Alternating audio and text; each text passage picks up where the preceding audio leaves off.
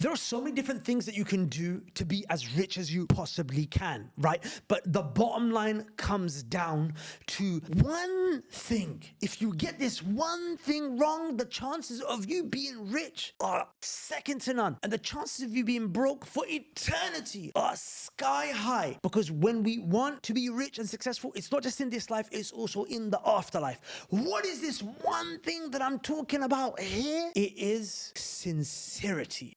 Doing things for Allah's sake, whether it be your businesses, whether it be your worship, whether it be your relationships.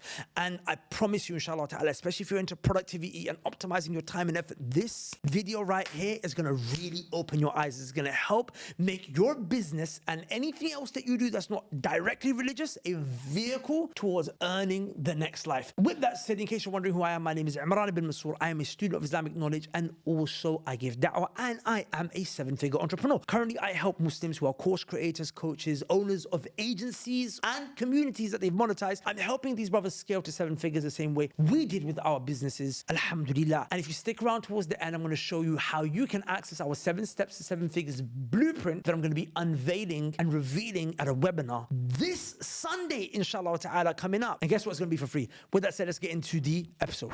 Alhamdulillah wassalatu wassalamu ala rasulillah amma ba'd. Welcome back to another episode of Righteous and Rich. Today, inshallah, we will be going through a righteous episode. What we're going to be discussing today will be the difference between being the richest, the most content person you will ever be and being broke as a joke for the rest of your life. What am I referring to? This is your sincerity, your intention, the why behind you do everything that you do. Because hopefully, by watching the videos that we've been doing up until this point, you've got the conviction, you've been inspired to make a change in your life and start a new chapter. But it's important, before you start that chapter, you get your sincerity, your intention right, because that will be the foundation upon which everything else that comes after it will be built upon. If it's false, everything after it will be worth zero. And if it's correct, no matter how little you do, it will be something that you will see results for until the day of judgment, inshallah. So the first thing I want to discuss, Imran, is why is sincerity so important? And one of the things that I want to use to highlight the importance of sincerity is we find that many books, specifically in the field of hadith, they always seem to start with this chapter, with this. There's a specific hadith regarding intentions. You know, Imam Bukhari bought it, Imam Nawawi bought it, and so on and so forth. Why is it that before they begin these books of hadith, and as we know, Bukhari is the most authentic and probably the most read book after the Quran in Islam, right? It's like one of the most well-known, certified, authentic books. Why is it that he decided to start with sincerity at the very beginning? Alhamdulillah wassalatu wassalamu ala rasulillah amma ba'd. Rabbi shrah li sadri wa yassir li amri wa hlul 'uqdatan min lisani yafqahu qawli. So Bakr, look, there's two angles from which I want us to look at sincerity today, and I believe that Allah knows best those are the two angles that the Imams were looking at sincerity from, maybe if not more. The first is that sincerity is the reason why we were sent to this earth. Sincerity is to worship Allah alone, right? As in our worship, sincerity is an act of worship. And sincerity is the thing that makes our worship something that is pleasing to Allah. It's not just sincerity, it also requires you to follow the sunnah of the Prophet ﷺ. Because let's just say I do this act sincerely for Allah's sake. I want to pray my salah sincerely for Allah's sake, but I want to pray like this, Allahu Akbar, right? Or I want to pray 8 rak'at instead of 4. This is a bid'ah, and there will be no reward for that, because the Prophet ﷺ said, whoever does something in the religion, whoever invents something in the religion that I didn't come with, then it will be rejected. But we're not talking about that here. We'll make a separate episode on that, inshallah ta'ala. But the first thing is sincerity. That this act of worship, who is it for? Who is my salah for? Who is my charity for? Who is the thing that I'm offering as an act of worship for? And shirk, which is the unforgivable sin, the thing that Allah subhanahu wa ta'ala does not forgive, and a person will stay in hellfire for eternity if he dies on it, and paradise becomes haram for him, as Allah said in the Quran. Shirk is that you make this action for other than Allah, right? You make this action for other than Allah. And there's minor shirk and then there's major shirk.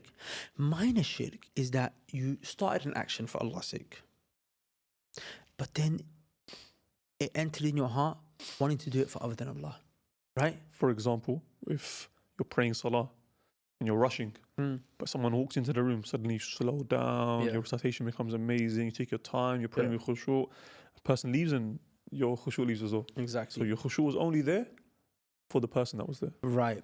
If the person started the salah for other than Allah and they ended it for other than Allah, then, or for Allah and someone else, then that person left Islam. But if you start the salah and you're wanting to pray the salah for Allah's sake, but then in it, your intention wavers, then this can destroy the action. Right? And and by the way, when we say minor shirk is not something small. Don't think that because the word minor is there, it's minor. Major shirk takes you outside of Islam. Minor shirk is worse than major sins. It's worse than fornication, it's worse than riba, it's worse than all of those things. So the first angle to look at sincerity, the reason why they put this hadith about sincerity at the beginning is because they're reminding themselves, I'm doing this for Allah's sake. I'm writing this book, Imam Bukhari saying, I'm writing this book for Allah's sake. So Allah accept it from me.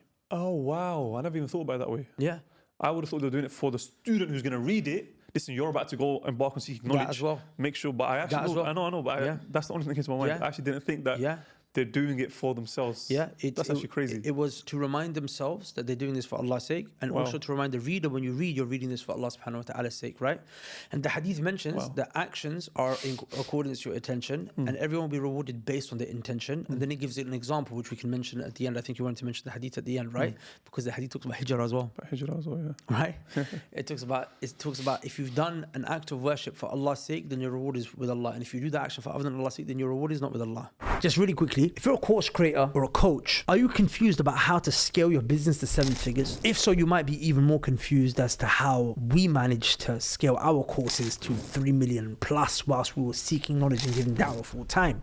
And you might be even more confused to see all of these brothers here that you can see on screen, how I've been helping them use the exact same formula for their businesses to scale their course and coaching services. We're seeing crazy results. Brothers are doubling their income in the first 2.5 weeks. Some brothers making 5x in the first week that they've been working with us. Some brothers doubling their monthly recurring revenue in just 2 days. So alhamdulillah, the fruits are there and I want to share them with you, inshallah ta'ala. I know you've been working hard building your course, your coaching program, but you want to get to 7 figures so you can earn back your time to worship Allah, seek knowledge, spend the money that you make for Allah's sake, spend time with your family and create wealth for the next generation with Allah's permission. So for that reason, I'm going to show you and share with you the 7 steps that I've outlined to 7 figures that we did, that we implemented to get to 3 million plus. I'm going to share this with you and give you access to this on the 23rd of this month on Sunday, 2:30 p.m. UK time. Just go to the link below right now. Just quickly go right now and register your interest. Save your seat before you miss out. This is going to be the biggest event in the Muslim entrepreneurial space, inshallah ta'ala. And I have made a promise to make every person who misses it regret not turning up. So with that said, we'll see you there.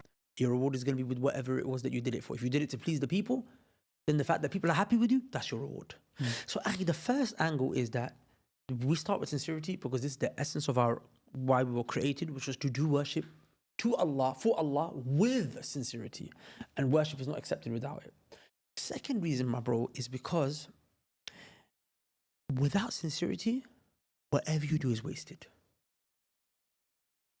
And I really want to home in on this point today, right? We talk about productivity a lot, right? And what is productivity, Bakr?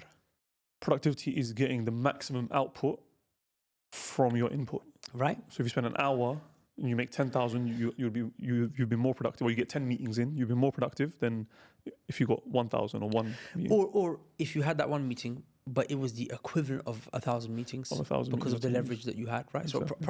So productivity is about getting a return on investment on your time. Right. And you want to get the maximum return on the minimum investment that you put in. Okay, cool. So then if you don't get any investment, you don't get any return, but you worked hard, that is a waste. Yes. That's the definition of a waste. Yes. That's the definition of a loss. Yes, despite how hard, it's like the example that we gave in the parenting one about achievement versus effort. Like effort, if a footballer is just running up and down the field non-stop the whole game, he doesn't care where the ball is, he's not trying to get a touch, he's not trying to score a goal, he's not trying to defend, he's just doing laps of the field. Has he put in effort? Of course, he's sweating, he's lost more calories than probably the players that were playing the game. But was he productive? No, no one would say he's productive. So then it is necessary then when we look at productivity, we look at it from the angle of the Day of Judgment. Why? Because real productivity is productivity that brings you a return in the next life. And the proof of that, and I'll show you how sincerity ties into it. Allah said, وَجِيءَ يَوْمَئِذٍ بِجَهَنَّمْ, on the day when the hellfire is going to be brought to them. وَجِيءَ يَوْمَئِذٍ بِجَهَنَّمْ يَوْمَئِذٍ يَتَذَكَّرُ الْإِنسَانُ وَأَنَّى لَهُ الذِّكْرَى. When the hellfire is brought in front of the human being on that day, he will start to remember. He didn't do much good deeds. He doesn't have anything to look forward to on that day except for hellfire, because he didn't worship Allah, right? He didn't do anything for Allah. He didn't do enough. وَأَنَّى لَهُ الذِّكْرَى. But what will his remembering now benefit him? And then what will he say? He will say, يَقُول. Allah said that man will say, and every businessman, every guy who goes to the gym, every guy who spends significant portions of his life invested in other than Allah's pleasure should listen to this statement. So you don't have to say it in the next life. He will say, Ya laytani, destruction to me. Law qaddamtu li hayati. If only I sent something forward for my life. What life is he talking about? Hereafter. The afterlife. That's the life he's living now. He's saying, if only when I was in the dunya, I sent something forward for my life. Because he realizes that he's in a state of loss.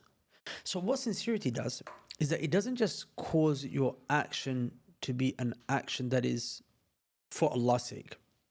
But when you can make an action for Allah's sake, something else happens. It means you get reward, you get return, you get ROI, you get return on your investment. And the beautiful thing about sincerity is that sincerity is not just something that you can use for worship. You can use sincerity, and this is the bottom liner. This is the take home that I want everyone to take home here today, is that sincerity can be used in any and every aspect of your life as long as it's not haram. It's something permissible. For example, sleep. Why do I sleep? To rejuvenate myself so that I can wake up tomorrow and worship Allah. Okay, but I'm also rejuvenating myself when I sleep to wake up so I can work to earn as well. But why am I earning? So I can serve the deen of Allah. So I can even just taking care of my family. Yeah. But why? For Allah's sake. For Allah's sake. Right? So then my sleep and my work becomes reward. And when I'm eating this coffee that I'm drinking, because I'm feeling tired right now, and why am I having this coffee? I would like to think I'm having it so I can stay awake enough to teach the people about the deen of Allah. So now hopefully I pray and I hope that my drinking of the coffee becomes reward from Allah. Do you understand? And I have this statement from Imam Ibn al-Qayyim that I'm not going to read it word for word, but I'm just going to go through it. And it really, really impacted me yesterday. I read it to Sufyan as well, really impacted him, and I made a whole video of it on my channel as well, where I went through all 10 of these things in detail. He talks about the greatest loss. Sorry, not loss, waste. Waste. He says, عَشَرَةُ أَشْيَاء ضَائِعَةٌ. 10 things are wasted. لَا يُنْتَفَعُ بِهَا. You can never benefit from them. And as I go through these 10 things, people, please ask yourself, how many of these are you doing? Because if you're doing these things, you're wasting massive portions of your life. And just by doing it for Allah's sake and doing it the way that Ibn al-Qayyim is saying, suddenly all these 10 things, which we all do every day, you know what happens? It becomes reward. The first thing is علم لا يعمل به. لا يعمل به. Knowledge that you don't implement. Now this is the same in deen and in dunya. How foolish are we that we know we have to certain bits of knowledge about how to earn Allah's pleasure, yet we don't implement it. We also know how to make money. How many books have we read and courses have we been to, and we don't implement them, right? So it works the same, right? Knowledge that you have that you don't implement, that knowledge is all what? It's gone to? Waste. Number 2, عمل لا إخلاص فيه. An action that has no sincerity in it. And that could be any action. That could be any action. Like even having intimacy with your wife. The Prophet ﷺ said, وَفِي بُضْعِ أَحَدِكُمْ صَدَقَةٌ. It's reward. If you do it from the angle of I'm here to earn pleasure so I don't have to look elsewhere, so I can keep my wife chaste, so I can maybe aim to have a child, right? Then the next thing is مَالٌ لَا يُنْفَقُ فِيهِ. Wealth that you don't spend. If you think about it, akhi, how many people are going to die with money in their bank account that they've never used? It's only been for their inheritors. Akhi, that's wealth that is wasted. Like billah alayk. That's not to say obviously you can't leave behind wealth, because the Prophet ﷺ mentioned that you should leave something behind, but don't leave them needy. But the point is, some people have got hundreds of bags, if not millions, sitting in the bank account. That's my point, is that, and they don't do anything with it. And this brings me to the point of why we want 1,000 righteous and rich millionaires. My bro, it's not. Like I've sat with brothers and I said, bro, how much money do you want to earn? Millions. Why? What do you want to do with that? They can't even come up with a list that will add up to 1 million. Yeah. 1 million even. And when you ask them, okay, cool, tell me about your goals. And then you ask you, how much is that going to cost? You calculate, bro, it's a lot less. It's like 50k a year. You need 50k, 70k, 100k, whatever, you'll be sufficed. And I'm not saying that you shouldn't earn those high numbers, but why are you earning those high numbers? Why? Do you understand? Don't let it just be a slogan, 6 figures, 7 figures, this, Do you understand? that. Yeah. Like, okay, we put that on the title because it gets your attention. Like, let me lead by example and tell you what my project is. My project is, I want to build masajid. Masajid that will be centers of da'wah and knowledge, right? That will bring people back to the deen of Allah Azza wa Jal. That's my goal. And I want to be able to do that without raising money from anyone, right? That's my goal. I need crazy money to be able to do that. I ask Allah to keep me sincere and true with regards to my intent here, because the person can waver, and I don't know if I will. And if Allah doesn't save me, I won't be saved. On that note, guys, if you want to learn how to make money, massive amounts of money for the sake of Allah, money, wealth that's massive that you can use to earn Allah's pleasure, not wealth that's wasted, then we have something called the 7 Steps to 7 Figures webinar. It's going to be the biggest event in the Muslim entrepreneurial scene, inshallah ta'ala, this Sunday, where we're going to be sharing with you, revealing our 7 steps to 7 figures. This is for you if you have a course that you sell, or a coaching program, or agency services that you provide, or a community that you're monetizing. Any of those things, inshallah ta'ala, we can show you. We've done it with Allah's permission, and now we're going to show it to you guys. So if you are interested, click the link below and reserve your seat ASAP. With that said, let's get back to the podcast, inshallah. So I hope he saves me, subhanahu wa ta'ala. But مَالٌ لَا يُنْفَقُ فِيهِ. Wealth that you didn't spend. You didn't spend it for Allah's sake. You don't even spend it for yourself. All you do is stack. Do you understand? That doesn't mean that you don't have money that you save in case you need it. That's taking the means. And that's good, as long as you don't rely and attach your heart to the money.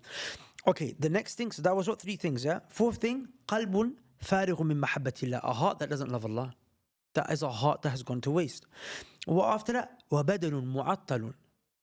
A body that mu'attal min ta'ati wa khidmati, a body that doesn't work, that doesn't move to worship Allah. Akhi, you go to the gym. You work hard to eat all of these foods that nurture your body, and you can't even pray.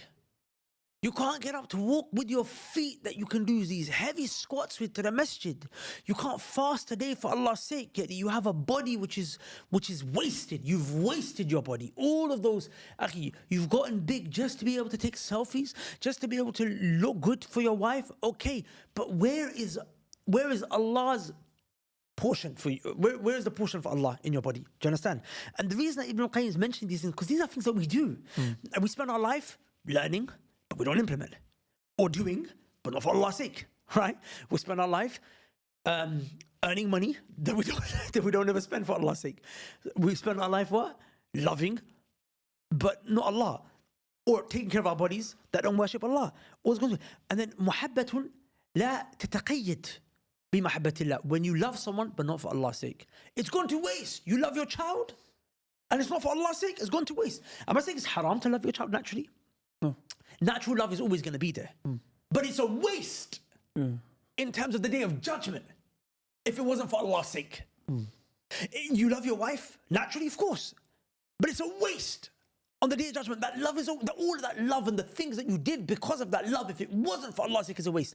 You can have the love, but just get rewarded for it. How much does a father do for his child? How much does he do for his wife? Over maybe half your day is spent earning for them, providing for them, managing them, taking care of them, spending time with them. And it's all gone to waste. Even just thinking and planning, and there's so much going on mentally, all that stress that you're taking on, you could be getting rewarded for it. And I think this is where the issue of disposition comes in, where if you have in your mind that this life is like this, and you genuinely act accordingly, as you said, it becomes common sense for you to work towards the life that is like, infinity, like, it's going to go on forever. And you're here when it's like, like back in the days, I don't know about you, like, when you got in trouble or you had an exam or there was something like, you had bills to pay, the money, and it felt like so heavy. Like you were like, oh, my life's going to end. I remember like, year 6, year, I remember that. And now it felt like there is no life past results day. There's nothing like, this is it. And then years later, you look back at it and you're laughing. It's the dumbest, stupidest, silliest thing. You look back and think, but why the hell was I so... Even real calamities. Like, that's not real calamities. No, but even real calamities, you look back and they you pass. We laugh about them, we joke about them. There's certain situations where they're serious. One of the biggest laughs of our life. Look back at them now, it's just like, bro, what a joke. Like, that was funny. But that's how you're going to look back at this entire life.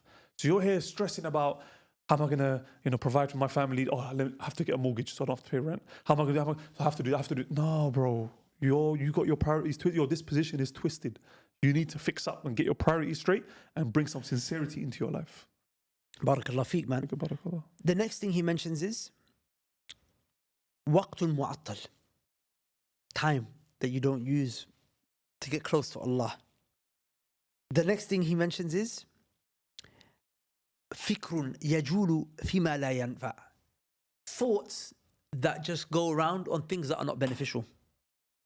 Just thinking about games, stresses. You know what's not beneficial? It's thinking about the past. Unless you're learning a lesson from it. But just dwelling on the past. Or you're remembering the benefits or the blessings that Allah has bestowed upon you. Right. There's ways to make remembering the past, sincerity. It's sincerity, right? Yeah, Sincerity. literally. But just dwelling on the past, I meant in the context of being sad. Being sad.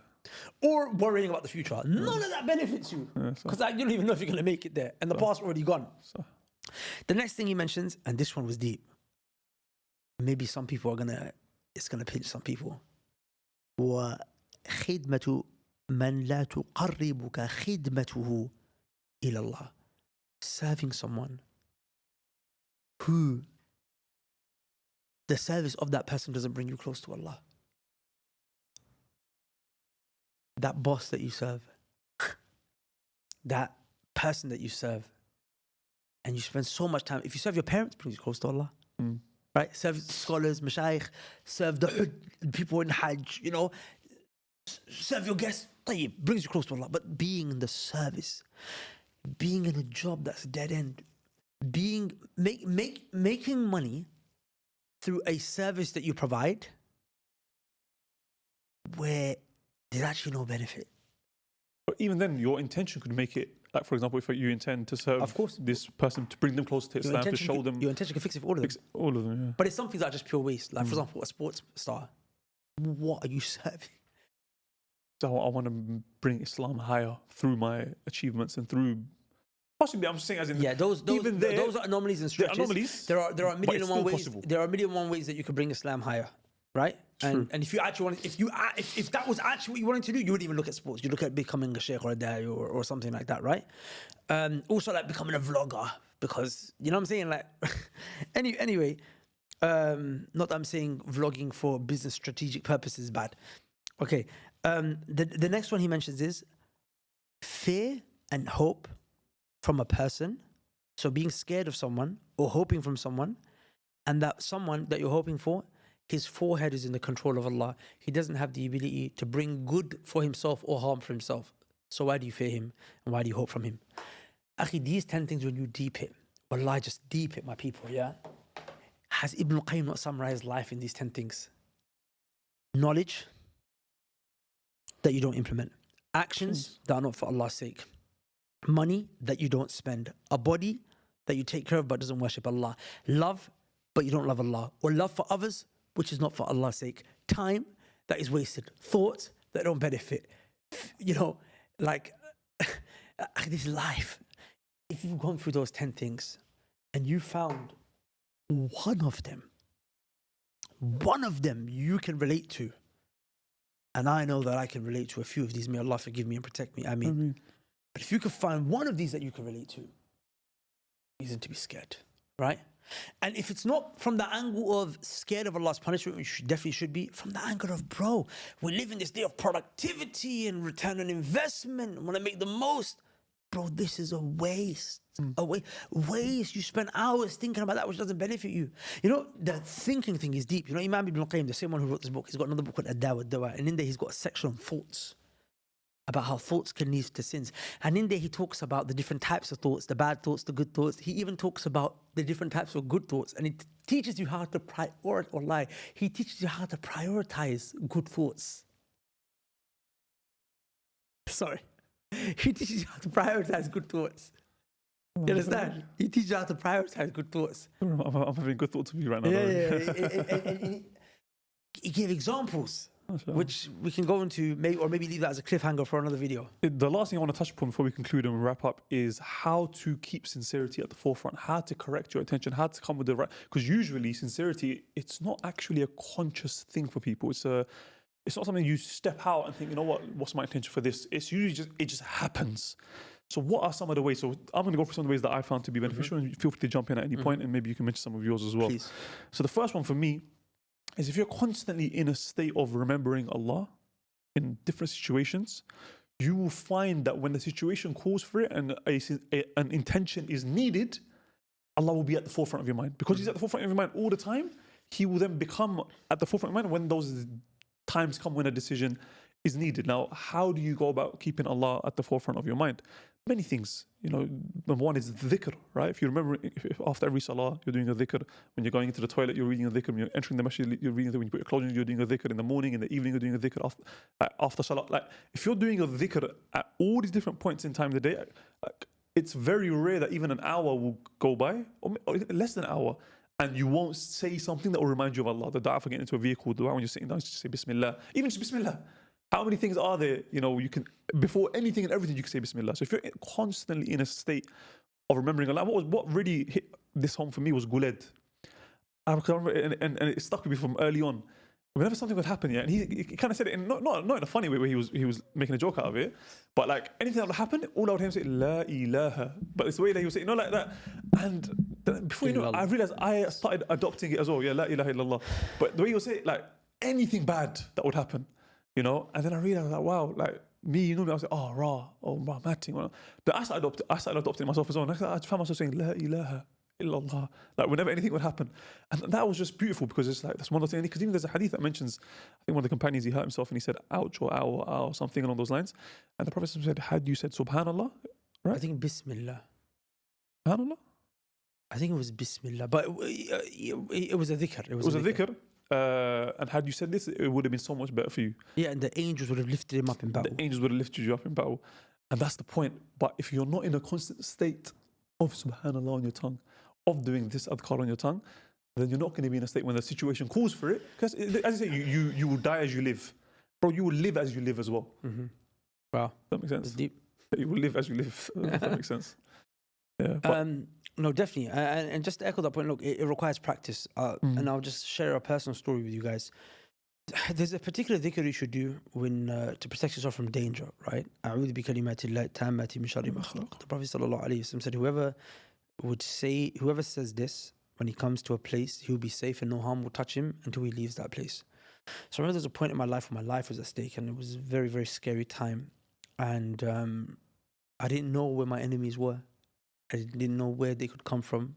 And they were coming, they were showing up in random places, right? So, and they actually wanted to kill me. That was the threat. So I remember saying, you know, I need to make sure I'm on point with my dhikr. So there'd be a couple of situations I got caught in and I would get scared. And I wouldn't immediately remember Allah. And I wouldn't have said that dhikr. So then I remember really taking that deep and with that weighing heavy on me. Like, bro, no one's going to protect you if Allah doesn't protect you. And why is it that in the moment when fear strikes, when you need that dhikr, you're not remembering Allah. because that's the time you need it.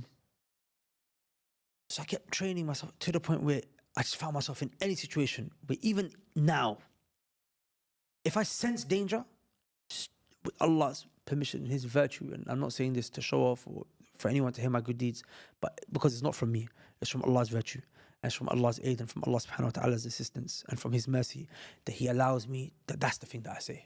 أعوذ بكلمات الله التامة من شر ما خلق. That the moment so I'm with someone, hello, he's got a jinn, this, that, and the other, أعوذ بكلمات الله التامة من شر ما خلق. It's just the natural thing, and the reason I'm saying that is because you might be doing dhikr, but then some sincerity, you need it to come at a time when sincerity is hard.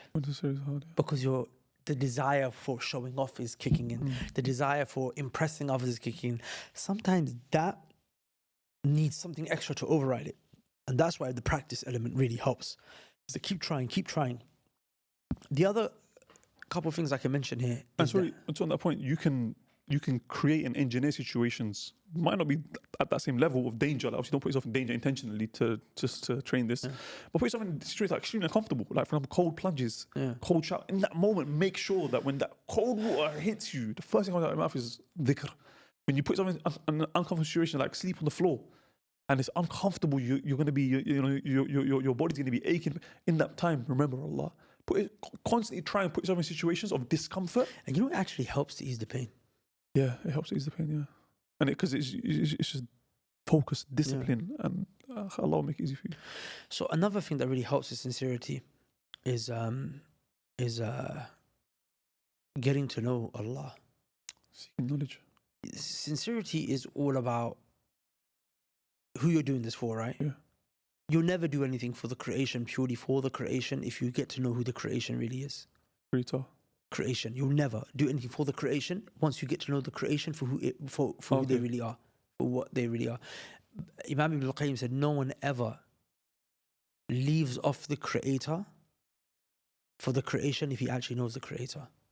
So get to know the creation, who they really are, heartbreaking, selfish, caring about themselves, even if they love you. Well, species comes out and they were made from sperm. That should be enough to... And then here you have the King of Kings, Al-Kareem, Al-Ra'uf, Al-Rahman, Al-Wadud, Subhanah. So once you have that, it becomes hard to do things for the people.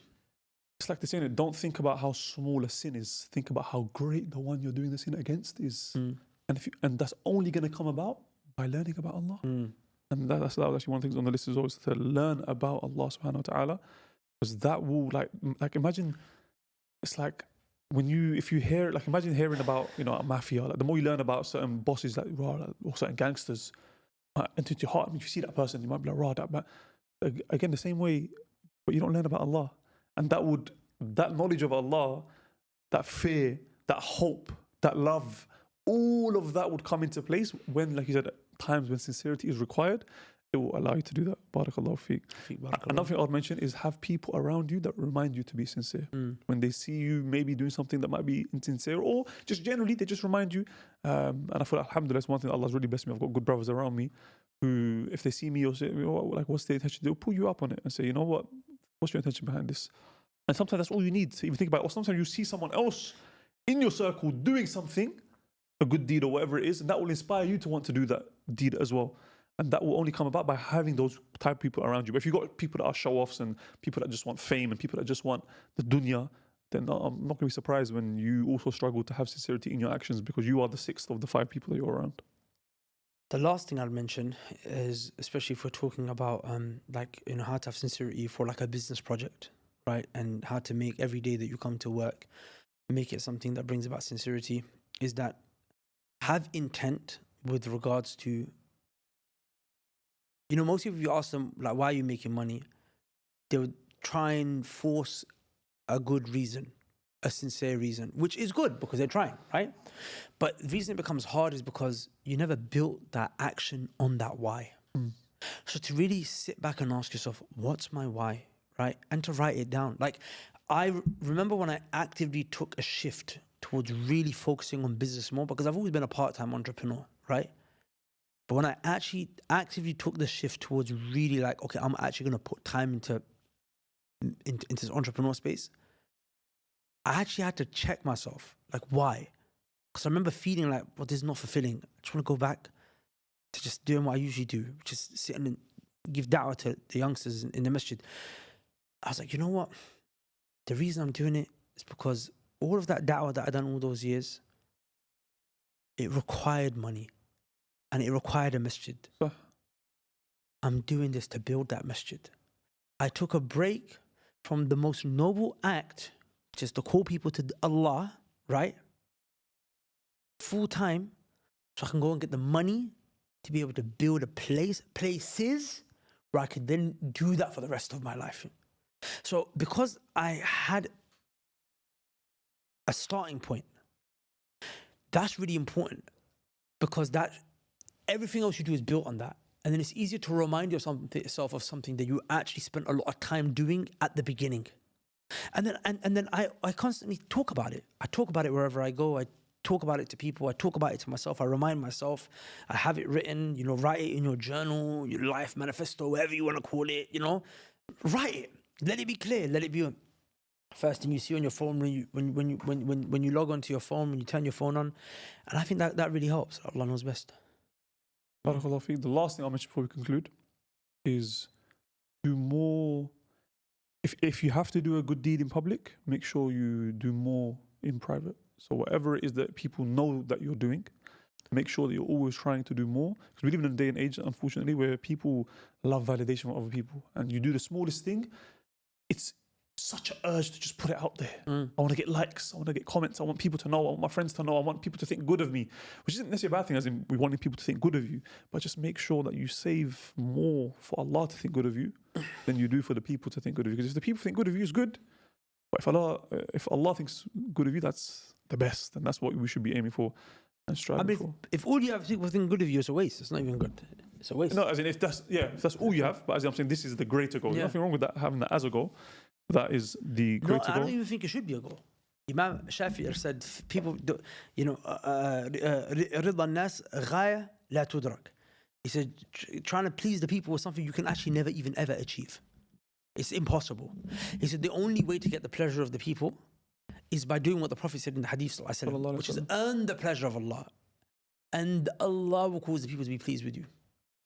Yes, through good deeds. For Allah. For Allah. Yeah. You know what it is? There's another episode we're going to do, inshallah. I think it's one of the ones you're going to see. You know what's actually shocking? You know when dunya comes to you is when you actually don't care about it. You know when the pleasure of people comes when you're not trying to run after it. Yeah. So with that said, my brothers and sisters, if you guys are watching, the bottom line is this. If you have sincerity, you will be rich no matter what you have. And if you don't have sincerity, you will stay broke as a joke no matter how much you have. Because the ultimate productivity, the ultimate goal, the ultimate objective is the hereafter. And sincerity is the only thing alongside following the sunnah of the Prophet ﷺ that will allow you to achieve that. With that said, hopefully you guys benefited from this episode. Don't forget, if you are trying to be rich for the sake of Allah, of course, then we have our webinar coming up Sunday the 23rd, 2 p.m. UK time, 7 steps to 7 figures. We're going to be talking you through the exact process and mechanics that we used over the last few years to, alhamdulillah, with Allah's permission alone and His tawfiq, to generate over $3 million in revenue across our various businesses. That is something that you think you would be interested in, and I know you will be, inshallah. Click the link in the description, register for the webinar, and hopefully we'll see you there. Subhanakallahumma wa bihamdika ashhadu an la ilaha illa anta astaghfiruka wa atubu ilayk. Assalamu alaikum wa rahmatullahi wa barakatuh.